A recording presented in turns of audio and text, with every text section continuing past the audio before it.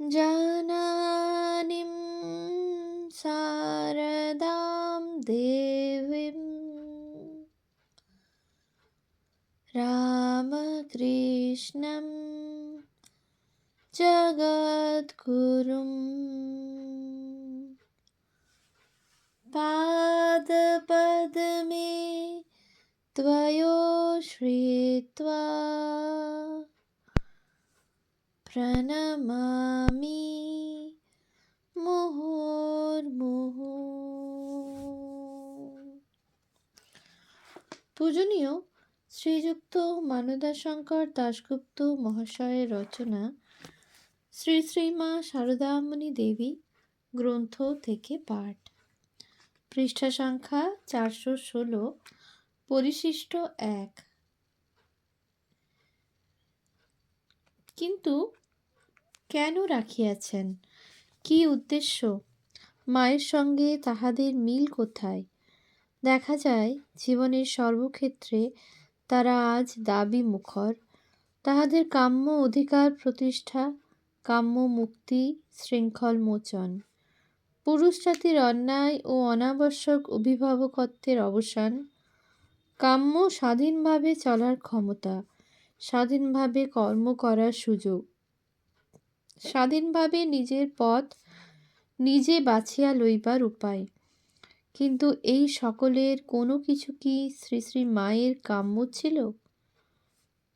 তাহার নিজের জন্য হয়তো সত্যই ছিল না, কিন্তু অপরের জন্য যে ছিল তাহা আমরা নিঃসংশয়ে বলিতে পারি। মা কি চাহিতেন না যাহারা অধিকার হারা হইয়া আছে তাহাদের অধিকার প্রতিষ্ঠিত হোক, স্বাধীনভাবে চলুক ফিরুক, ভোগ করুক, নিজের পথ নিজে বাছিয়া লউক? কেহ কি বলিতে পারেন এই সকল মহান অত্যাবশ্যকীয় প্রার্থনা মা তার মেয়েদের জন্য করেন নাই?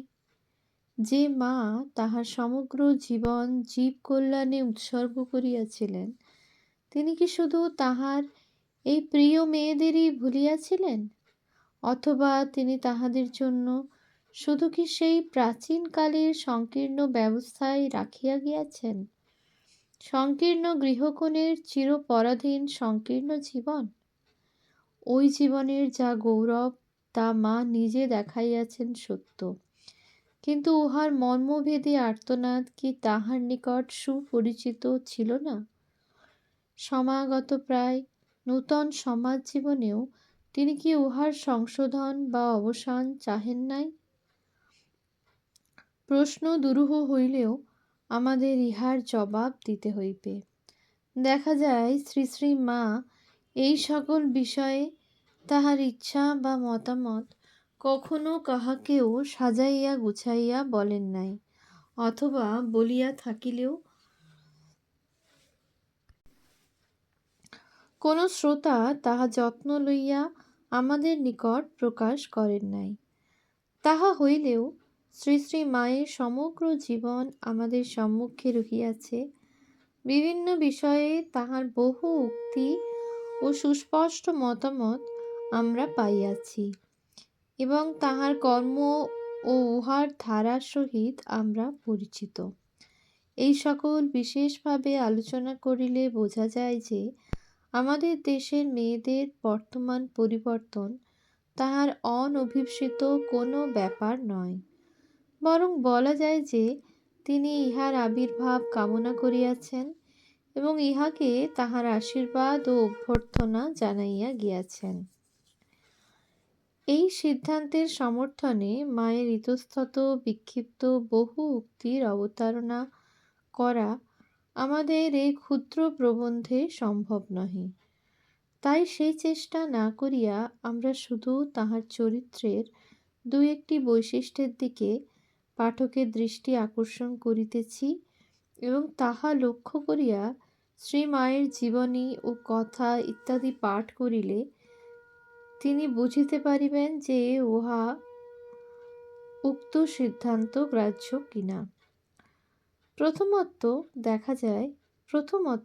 দেখা যায় প্রাচীন সমাজোত্থিতা মা নিজে প্রাচীন ধারায় জীবনযাপন করিলেও তিনি নূতনকে গ্রহণ করিতে বা অভিবাদন জানাইতে কখনো কোনো বাধা, দ্বিধা বা অসুবিধা বোধ করিতেন না।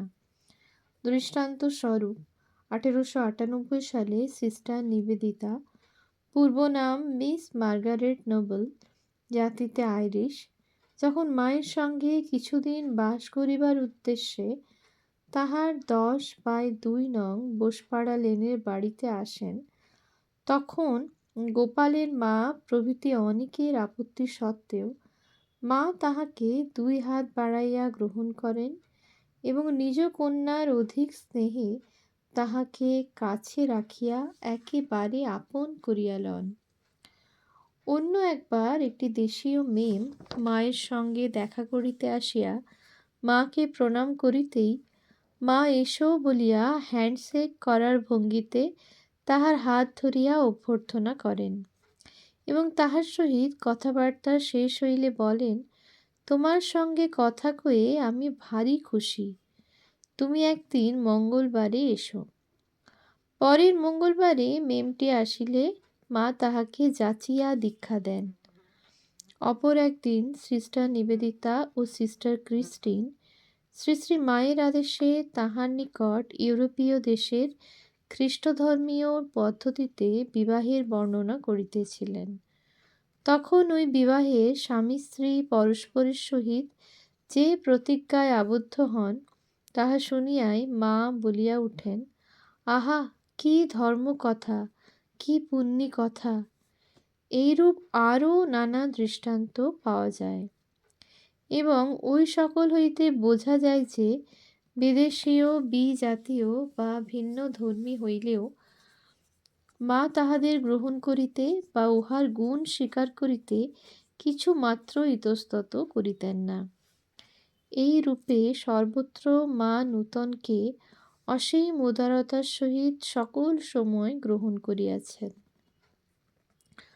তাহার অন্য এক ধরনের দৃষ্টান্ত এই। একবার একটি অল্পবয়স্কা মেয়ে তার দীক্ষা লইবার দিন বাঁকা সিথি করিয়া চুল আঁচড়াইয়া মায়ের উদ্বোধনের বাড়িতে গিয়াছিলেন। সেখানে অপর কয়েকটি মহিলা তাহার ওই বাঁকা সিথির উপর কটাক্ষ করিয়া কিছু বলিতেই মা তাহার পক্ষ লইয়া বলেন, তা এখন এরকম হয়েছে। অন্য এক সময়ে অপর একটি মেয়ে সিঁদুর না পরিয়া স্বামীর সহিত মায়ের দর্শনে গিয়াছিলেন। উপস্থিত একজন মহিলা মেয়েটিকে সিঁদুর না পরার কারণ জিজ্ঞাসা করিলে মা বলেন, তা আর কি হয়েছে, ওর এমন স্বামী সঙ্গে নাই বা পড়েছে। এই ধরনের দৃষ্টান্তগুলি সামান্য বা তুচ্ছ মনে হইলেও উহা হইতেই বেশ বোঝা যায় যে মা কোনো সামাজিক প্রথার লঙ্ঘন বা পরিবর্তনে অনাবশ্যক বিচলিত হইতেন না, বরং ইহার হেতু বুঝিয়া উহা উপেক্ষা করিয়াছেন অথবা প্রয়োজন মনে করিলে উহা মানিয়াও লইয়াছেন। দেখা যায় প্রাচীন সামাজিক নিয়ম অন্যায় বা অনাবশ্যক মনে হইলে মা সময়ে সময়ে নিজেই উহা লঙ্ঘন করিয়াছেন। তাহার সন্তানদের সম্পর্কে জাতি বিচার করা তিনি কার্যত একদা পরিত্যাগই করিয়াছিলেন এবং ধর্মানুষ্ঠান বিষয়ে সর্বদাই আধুনিক কালের উপযোগী অতি সহজ সরল ব্যবস্থাই দিয়াছেন। একবার একজন স্ত্রী ভক্ত শিব পূজা করিতে ইচ্ছা প্রকাশ করিলে মা তাহাকে বলেন, তোমাদের ওসবের দরকার নেই, ওসব করলেই হাঙ্গাম বাড়বে। অন্য এক সময়ে একটি গৃহী ছেলে দীক্ষার পরে অতিরিক্ত তপস্যা করার ইচ্ছা প্রকাশ করিলে মা বলেন, তোমাদের ওসব করতে হবে না, তোমাদের সময় কোথায়? এই সকল ব্যতীত দেখা যায় শ্রী শ্রী মা স্বভাবত অত্যন্ত ধীর, স্থির, শান্ত ও লজ্জাশীলা হইলেও তাহার মধ্যে লুক্কায়িত ছিল এক চির নির্ভীক মহা তেজস্বিনী সিংহিনী। ইহার প্রকাশ বা পরিচয় আমরা তাহার জীবনের নানা ঘটনা হইতে পাইব। বিকৃত মস্তিষ্ক হরিষের নিকট হইতে নিষ্কৃতি পাইবার জন্য তিনি যেরূপ নির্মমভাবে নিজ হস্তে তাহাকে শাসন করিয়াছিলেন, তাহা লক্ষ্য করিলে আমরা সত্যই স্তব্ধ ও সন্ত্রস্ত হই। ভাবি, এ কি আমাদের সেই চির মাধুরীমাখা, শান্ত, সুশীলা, পরম লজ্জাশীলা, অপার স্নেহময়ী মা, না অপর কেহ? এই শ্রেণীর আর এক ঘটনা এই। উদ্বোধনের বাড়িতে একদিন সন্ধ্যাবেলা রাস্তার ধারে দ্বিতলের বারান্দায় বসিয়া মা জপ করিতেছিলেন। এমন সময়ে দেখিলেন সামনের বস্তিতে একজন পুরুষ তাহার স্ত্রীকে বেদম প্রহার করিতে শুরু করিয়াছেন। দেখিয়াই তাহার জপ বন্ধ হইয়া গেল এবং তিনি তখনই উঠিয়া দাঁড়াইয়া উচ্চৈঃস্বরে ওই পুরুষটিকে এমন তীব্রভাবে ধমক দিলেন যে তাহাতেই সে নিরস্ত হইতে বাধ্য হইল। অথচ উদ্বোধনের বাড়িতে পরম লজ্জাশীলা মা সাধারণত এমন সংকোচের সহিত থাকিতেন যে তাহার গলার স্বরটি পর্যন্ত কেহ নিচের তলা হইতে শুনিতে পাইত না। আর একটি দৃষ্টান্ত এইরূপ। স্বদেশী আন্দোলনের যুগে বাঁকুড়ার পুলিশ একদিন সিন্ধুবালা দেবী নামে দুইজনের একই নাম ছিল, গর্ভবতী স্ত্রীলোককে কোনো গ্রাম হইতে গ্রেপ্তার করিয়া হাঁটাইয়া থানায় লইয়া যায়। সংবাদটি লোকমুখে মায়ের নিকট পৌঁছিতেই তিনি ক্রোধে অধীর হইয়া প্রশ্ন করেন, এমন কোনো বেটা ছেলে কি সেখানে ছিল না যে দু চড় মেরে মেয়ে দুটিকে ছাড়িয়ে আনতে পারত? সেদিন মায়ের অগ্নিময়ী মূর্তি দেখিয়া সকলে স্তম্ভিত হইয়া গিয়াছিল। অবশ্য কিছুক্ষণ পরেই সংবাদ আসিল যে মেয়ে দুটোকে ছাড়িয়া দেওয়া হইয়াছে এবং তখন মা শান্ত হন। আরও একটি দৃষ্টান্ত এই, দেবব্রত বসু, স্বামী প্রজ্ঞানন্দ প্রভৃতি কয়েকজন প্রাক্তন বিপ্লবী, বিখ্যাত আলিপুর বোমার মামলার আসামি, মঠে যোগদান করিয়া সন্ন্যাসী হইয়াছিলেন। ইহা ব্যতীত পুলিশের সন্দেহভাজন কোনো যুবক সময়ে সময়ে মঠের উৎসব বা রিলিফের কাজে স্বেচ্ছাসেবক হিসাবে কাজ করিয়া যাইতেন। এই সকল কারণে স্বদেশী যুগে মঠের উপর পুলিশের তীক্ষ্ণ দৃষ্টি ছিল। ওই সময়ে বাংলার গভর্নর লর্ড কারমাইকেল একদিন এক বক্তৃতায় বলেন, রামকৃষ্ণ মিশন সেবা ধর্মের আবরণে বিপ্লবীদের আশ্রয় ও প্রশ্রয় দিচ্ছে। ইহাতে ভয় পাইয়া মঠের কতিপয় হিতৈষী ভক্ত মঠ পরিচালকদের পরামর্শ দিলেন যে বিপ্লবী সাধুদের মঠ হইতে সরাইয়া দেওয়া হোক। তখন পরিচালক সন্ন্যাসীগণ এ বিষয়ে কর্তব্য নির্ধারণের জন্য উদ্বিগ্ন হইয়া উঠিলেন। কিন্তু প্রস্তাবটি মায়ের কানে পৌঁছিতেই মা দৃঢ়ভাবে বলেন, ঠাকুরের ইচ্ছেই মঠ মিশন হয়েছে। রাজরোষে নিয়ম লঙ্ঘন করা অধর্ম। ঠাকুরের নামে যারা সন্ন্যাসী হয়েছে তারা মঠে থাকবে, নয়তো কেউ থাকবে না। আমার ছেলেরা গাছতলায় আশ্রয় নেবে, তবু সত্য ভঙ্গ করবে না। তাহার কথা শুনিয়া বাবুরাম মহারাজ প্রভৃতি মঠ পরিচালকগণ যারপরনায় আনন্দিত হইলেন এবং তাহাই বিষয়টির সন্তোষজনক মীমাংসা বলিয়া গ্রহণ করিলেন।